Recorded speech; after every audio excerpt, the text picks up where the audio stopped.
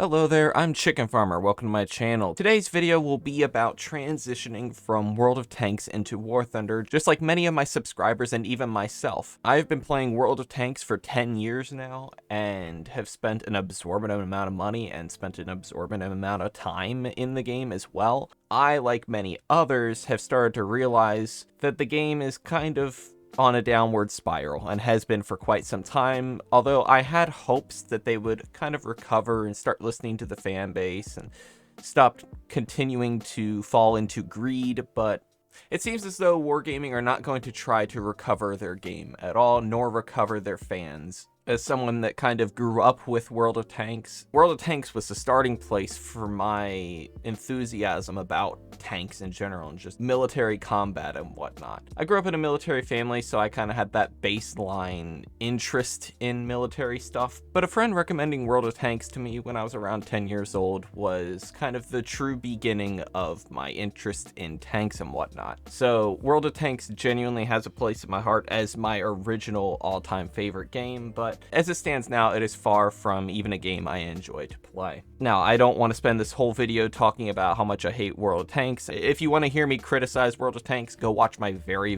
first YouTube video. And it was more of a test run than anything, but I did make a whole video kind of calling out Wargaming on some of the stuff that they're doing and just some of my complaints in the game. This one, I just kind of want to cover a few basic things that might be a little bit useful for those of you guys that are switching from World of Tanks to War Thunder and kind of the knowledge that I wish I had going into it. Now I'm going to start things off with how the damage system works. Obviously in World of Tanks, it's an HP based system with critical components, but the main focus is on the HP.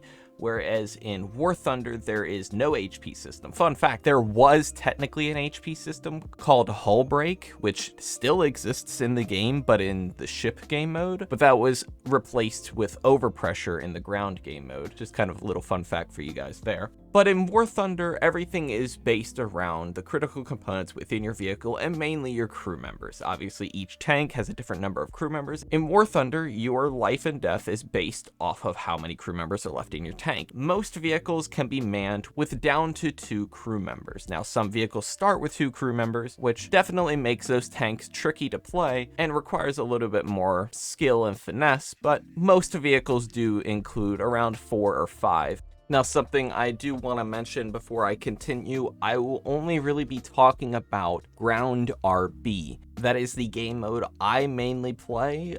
I know there are many people that only tend to play Arcade, Ground Arcade, and I'm not trying to criticize Ground AB.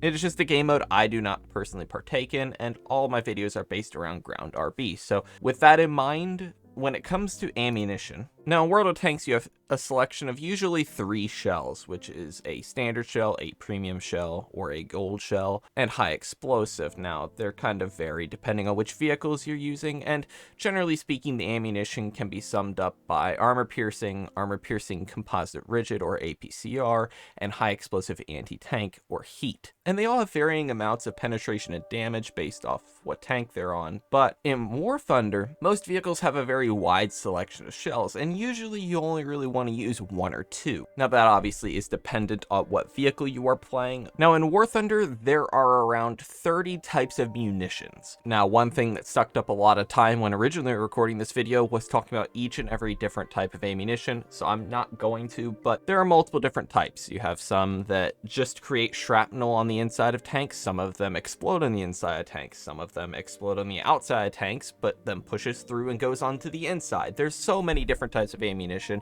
and they all do different things that I will probably have a video just focused on ammunition coming out somewhat soon. I don't have it recorded, so I'm kind of planning on adding that into the beginner series, talking about just every type of ammunition. Now, the way shells interact with tanks in War Thunder is that most shells create spalling on the inside of the armor, and that is what will knock out your crew members. So you have some ammo that has no explosive filler, so the shell goes straight through the armor, but then creates shrapnel on the other side from the armor it just went through. And then you have some ammunition that will go through the armor, will create some of that spalling falling, but will also explode and throw fragments around on the inside of the armor. It gets pretty in-depth, but whenever you're shooting an enemy tank in War Thunder, you either want to be aiming for a critical spot that will either knock out their firepower or movement, and then you also want to be aiming for ammo racks and crew members, all dependent on the situation. Now, a couple things to note.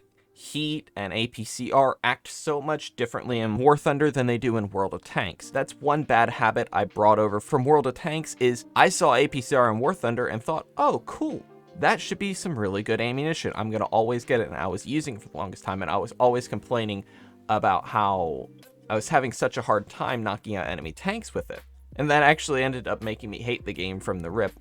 And that's why when I first started playing the game, I absolutely hated War Thunder. And that's something that I'm sure many of you guys, especially those that are transitioning between the two games, will find is that the game is very, very frustrating. But with time and skill comes the ability to understand why the things that pissed you off in the past happened and how to counter those things. I would highly recommend whenever you go to play a tank, before you go into a match, pull up the information tab on each of the tanks and go to the wiki page. I can't tell you how much grief I have saved myself from just looking at the wiki page on a specific vehicle to find out what the best ammunition is or how to use the vehicle. It is such an important thing. So definitely before you go into a match, use the wiki. And also be very wary about the ammunition that you use, because the same rules that apply in World of Tanks don't apply in War Thunder, and ammunition is one of the big things that does not translate very well. Now, kind of hand in hand with ammunition, armor. Most armor in War Thunder is somewhat similar to World of Tanks. A rule of thumb in World of Tanks is shooting for lower plates. 9 times out of 10, the lower plate is a weak spot in World of Tanks.